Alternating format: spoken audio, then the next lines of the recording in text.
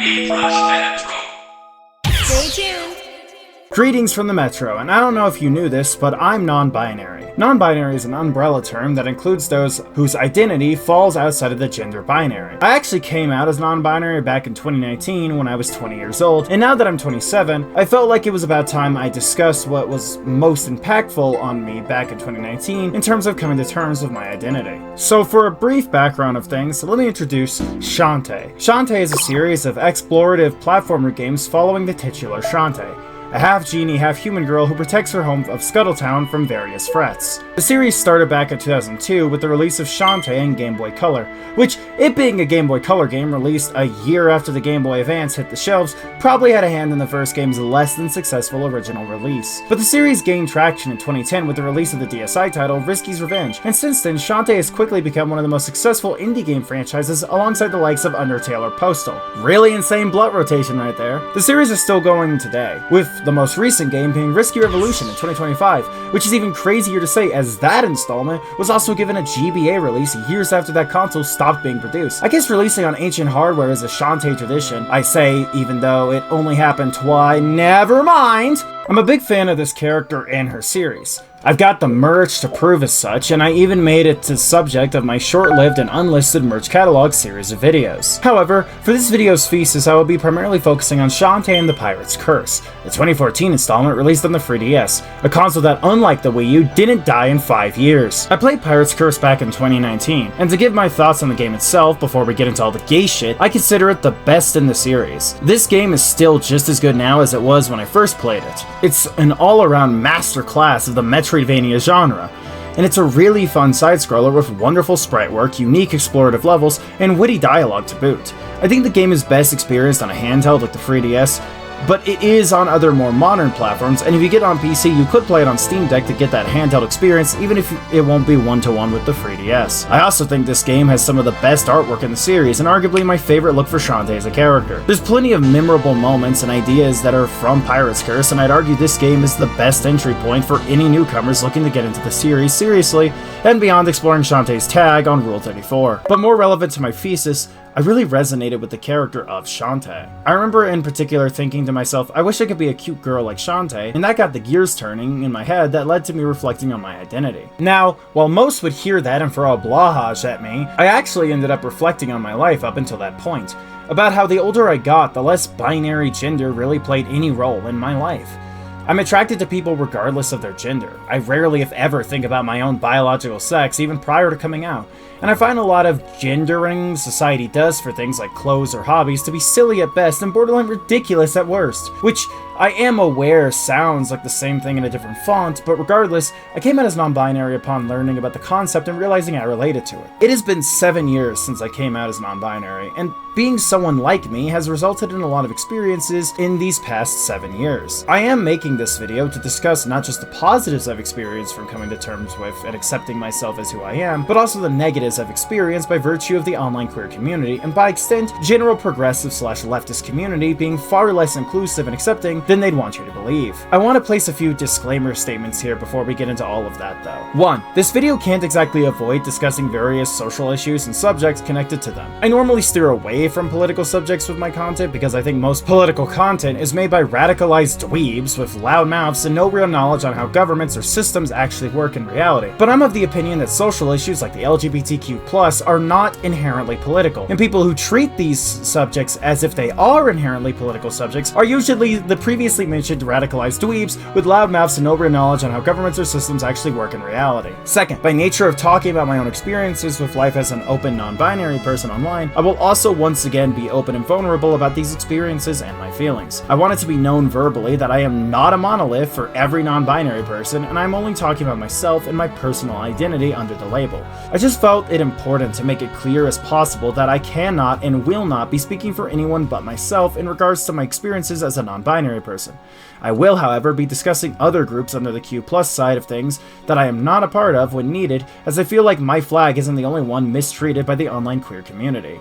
TLDR, are, I am not a monolith. I will likely say things you won't like hearing if you are someone who does do the things critiqued in this video, and all I ask is that you be willing to engage with my points rather than shun them because they don't align with the online culture war groupthink. Now, let's cut to the harshest side of things. The online queer community isn't as inclusive or progressive as they want you to believe they are, or more accurately, how they present themselves. You know the types of people I'm talking about, that sort of smug liberal who thinks going on social media and shouting surface level observations about the first world and spouting doomerisms is somehow a substitute for activism, even though the real activists are the ones actually getting change made in the world. These people are the exact kinds of people who have given me my worst experiences since coming out as non-binary. Now don't get me wrong, obviously the outward bigots haven't treated me the best either, but when it comes to outward bigots, they're expected to be hateful and unaccepting of people like me, even if they don't go mask off right away. However, I feel too many people online aren't willing to call out those under more progressive umbrellas for their aggressive and bigoted behaviors,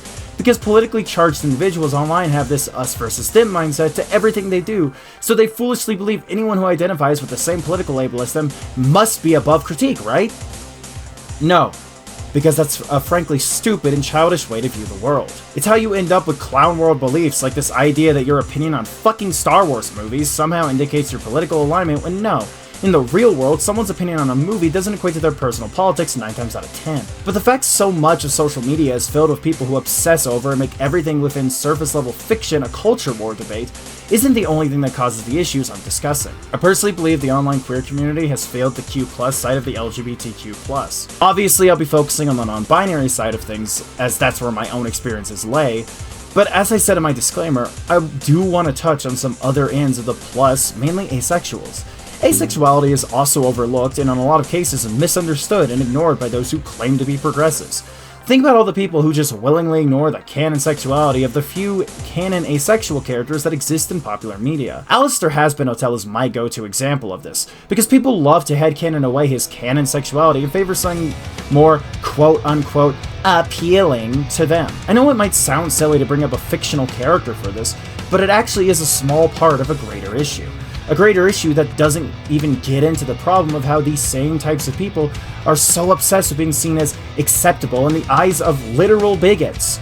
They are allergic to any form of representation that isn't squeaky clean because they don't want to look bad to the side they claim to hate so much. For a group of people who claim to hate the quote-unquote fascists so much, a lot of you sure do police others because you want to look presentable to the very same camp you claim to hate. And don't try to tell me that isn't what it is, because that is. It's the reason these same stuck-up social media progressives do backflips trying to invalidate Hasbin Hotel's popularity and importance to the queer community because it dares to present queer characters as anything less than perfect. I don't have time for your moral outrage, Parker. How dare a horrible villain character who does villain things also be gay? Don't you know that makes gay people look evil? Queer representation will never be seen as the status quo unless you people can accept the fact that in order to get there, you need to let queer people play roles that aren't role models. We need to let villains be queer. We need to let killers be queer. We need to let less than perfect people be queer. We need all of this to exist in fiction without whiners like all of you making it a problem, or else the LGBTQ+ community will never progress in terms of our representation in media. And when representation for quote-unquote less appealing parts of the LGBTQ+ do appear, like Alistair, people who claim to be progressive will try to quietly ignore their canon sexuality or gender identity because a writer dared to make a character you like something besides a lesbian or a trans woman. Asexuals aren't viewed as desirable by many within this community online, and that is a problem, and a similar thing happens with non-binary people. In my time being out as non-binary, I've had people treat my identity as if it was just a phase before, with many of those people wondering when I'd really come out because they just saw my non-binary identity as nothing more than a phase before I'd come out as trans, because to these people, a trans woman is more desirable than a non-binary person who likes to present femme. And that hurt. It still hurts, because it invalidated my identity because people who were supposed to be allies were treating it as some liminal space that couldn't possibly be my real identity. When I first came out, I used she/they pronouns, which at the time I was comfortable with, but I noticed over time people have been using that to just actively avoid acknowledging my non-binary identity. It's why in my recent update video I verbalized my change to exclusively using they/them pronouns, because when I left more wiggle room for people, I never got called they, and over time, it started to build up in my mind as people trying desperately into quietly fooling themselves into believing I wasn't who I wanted to be, because who I want to be doesn't align with their worldview. I remember literally being referred to as transgender by someone, and I feel like people are using the fact non-binary is under the trans umbrella as a way to ignore my identity, likely because the way I present myself doesn't align with how they think someone like me should act, but there's no should with this sort of thing. It doesn't matter how someone presents themselves physically, because whatever makes them comfortable under their identity is their business and not yours to hyper-investigate or scrutinize.